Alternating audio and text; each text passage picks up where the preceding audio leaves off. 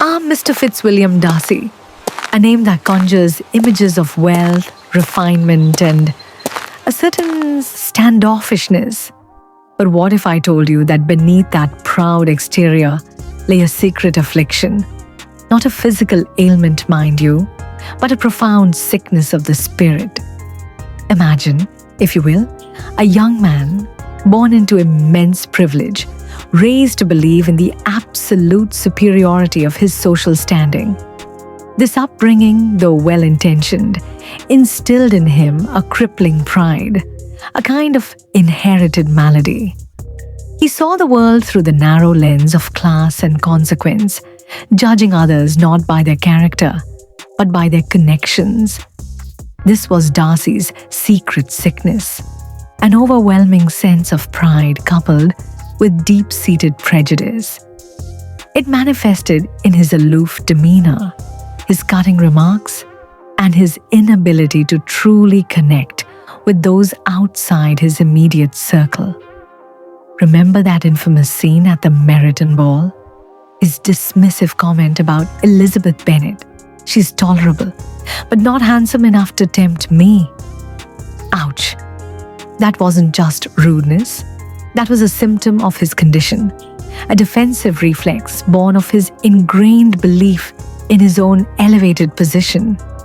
His illness led him to make terrible errors in judgment, most notably his interference in Mr. Bingley's affection for Jane Bennet. He genuinely believed he was acting in his friend's best interest, convinced that the Bennet family's lack of fortune and connections would be a blight on Bingley's future. His pride blinded him to Jane's genuine sweetness and Bingley's true happiness. And then came the turning point, his first proposal to Elizabeth. It was a masterpiece of misplaced pride. He confessed his love, yes, but simultaneously highlighted all the reasons she was an unsuitable match: her inferior connections, her embarrassing family. He expected her gratitude, her instant acceptance, simply because he, Mr. Darcy, had deigned to propose. But Elizabeth, spirited and intelligent, was no docile maiden.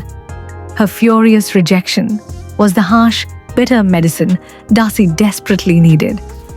Her accusations of his arrogance, his cruelty to Wickham, and his role in Jane and Bingley's separation struck at the very core of his sickness.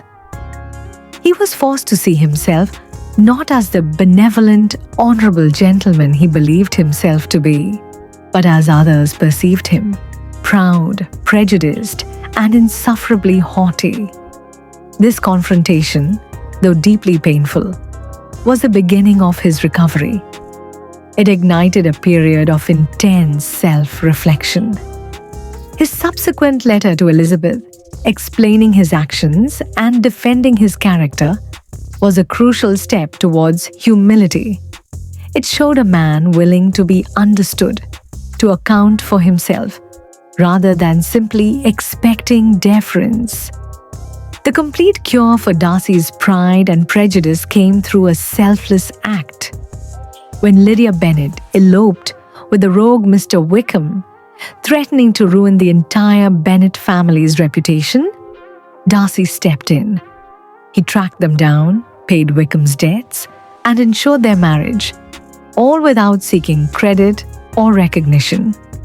This act, driven purely by his love for Elizabeth and his newfound sense of honor, demonstrated his profound transformation.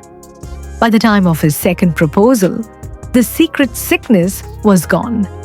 He was no longer the arrogant, judgmental man. He approached Elizabeth with genuine respect, understanding, and a humility that allowed him to truly see and appreciate her for who she was. Mr. Darcy's journey is a powerful reminder that even the deepest seated prejudices can be overcome by self-awareness, love, and a willingness to confront one's own flaws. It's a testament to the enduring power of character growth, making him one of literature's most beloved and complex heroes.